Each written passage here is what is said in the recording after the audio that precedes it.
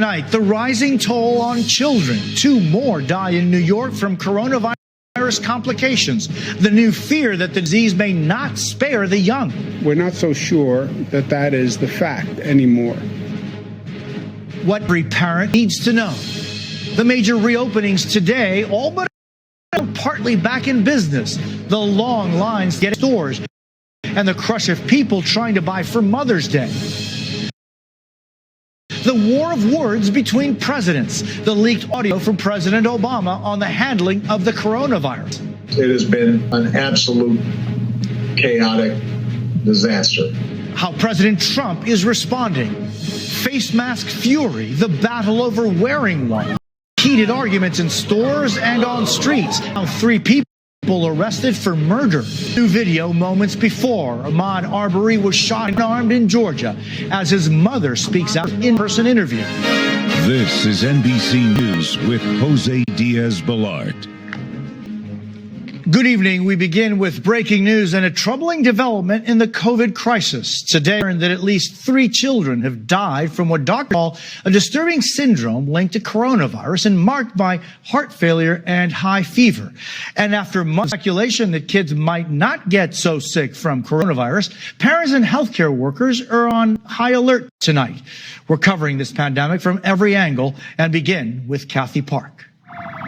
Tonight, the mystery deepens as the death toll rises in New York among children diagnosed with complications from the coronavirus. The illness has taken the lives of 3 young New Yorkers.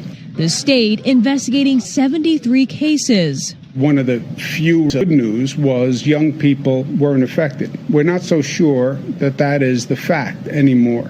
Doctors are calling the illness pediatric multi-system inflammatory syndrome. The symptoms are similar to Kawasaki disease, which could potentially damage the heart or blood vessels. NBC News found cases in at least 8 other states and Washington. Dr. Jay Newberg with the American Heart Association's Young Hearts Council. Why do you think we're learning about these cases now? It's a later phenomenon than the initial COVID infection, and it does suggest that there's something about the immune system in some individuals that makes you susceptible to react to having had COVID this way. The growing health concern now reaching the CDC as the agency partners with New York to learn more about the COVID-related illness. And that's what's so scary about this. For children are fine. Not a problem, and then look what happens. Now it's worst nightmare as the virus raises more questions. Kathy Park, NBC News, New York.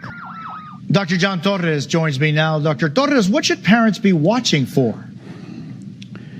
And Jose, the things they should be looking out for include prolonged fevers for more than 5 days, severe abdominal pain, mottled pale or blue skin color, trouble breathing, or lethargy. If you notice these signs, get your child checked immediately, Jose. Now, while alarming, this is a still relatively rare occurrence. It is very alarming, Jose, and parents should definitely be aware of the issue, but at the same time realize it's still relatively rare with only a few hundred children worldwide affected so far during this pandemic. Dr. John Torres, thank you very much. And now to the economic toll of the crisis and its staggering impact on American workers. The new jobs report shows unemployment at an historic 14.7%. And it's hitting communities of color particularly hard. For African Americans, that number is 16.7%. No one is suffering more than the Hispanic community. Nearly 1 in 5 Latinos is out of work. These grim statistics make it easier to understand why some states are so eager to reopen, seeing it as the only way to jumpstart their economy. Steve Patterson reports. Tonight, after months of being told to stay inside, Americans rushing to get outside and shop. In California, a Mother's Day scramble sent a crush flooding into a downtown flower market, forcing it to briefly shut down. Across town, Amy humbled to get her flower shop ready. Now curbside pickup as part of California's limited reopening. Phones won't stop ringing, so we're just keeping orders in. I'm nervous that we're going to sell out.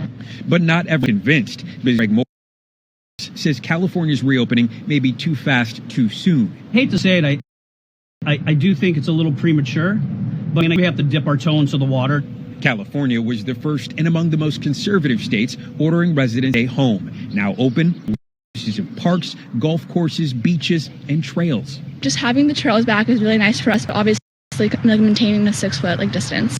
In Texas, the state's stay-at-home order lapsed on reopening for nearly all businesses, with lines out the door at barbershops and hair salons.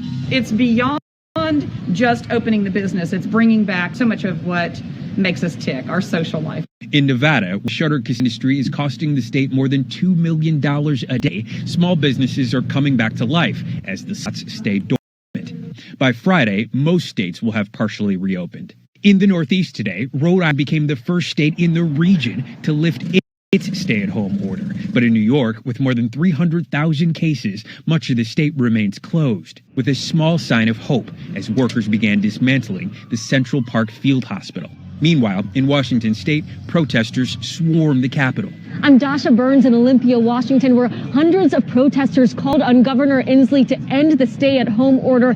The majority of this crowd not wearing masks, not social distancing, and not very concerned about the spread of COVID-19. And a sight for sore eyes, sports. Tennis played out on the court in Florida, while youth baseball returned to the diamond in Missouri, a signal to some that while normal may be a ways off, it's no longer a fantasy.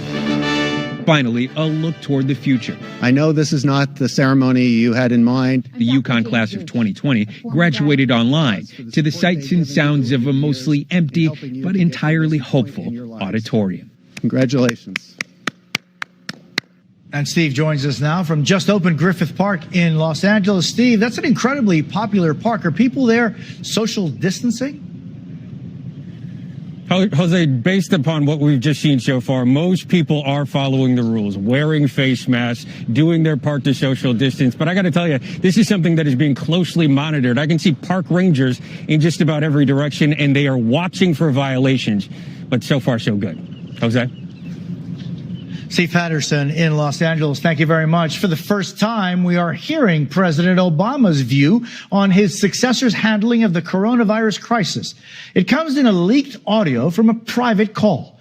He calls the administration's response an absolute chaotic disaster. Kelly O'Donnell reports.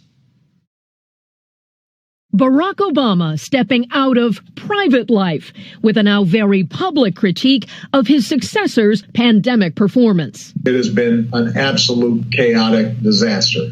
That scorching assessment came during a Friday night phone conference with about 3,000 members of the Obama Alumni Association to encourage them to get active helping Joe Biden's candidacy.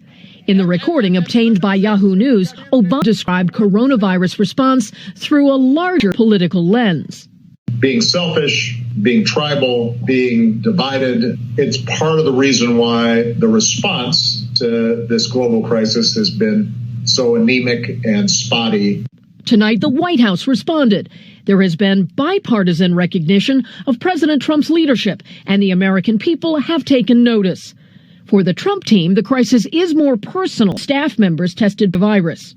So she tested positive out of the blue. Including Katie Miller, press secretary to the vice president. They've taken all of the necessary precautions.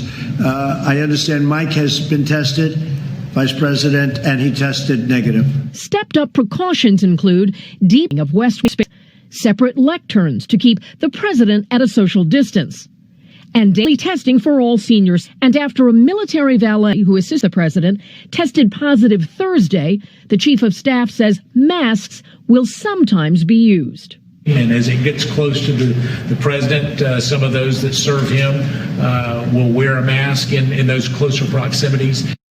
And Kelly, there's a visible difference now among the Secret Service. Jose, for the first time tonight since this crisis began, witness members of the president's Secret Service detail masks. That's a new thing. And there were also U.S. military and uniformed officers also wearing masks while they were posted inside and outside the cabinet room where the president held a national security meeting. Though other principals in the meeting with him were not wearing masks, and many other staffers on the grounds do not as well. Jose? Kelly O'Donnell at the White House. Thank you. As we look for signs of hope and healing in the fight against COVID, one of the hardest hit areas in the world is showing signs of progress. Tonight, Richard Engel takes us back to Italy, to a community finally bouncing back. This hospital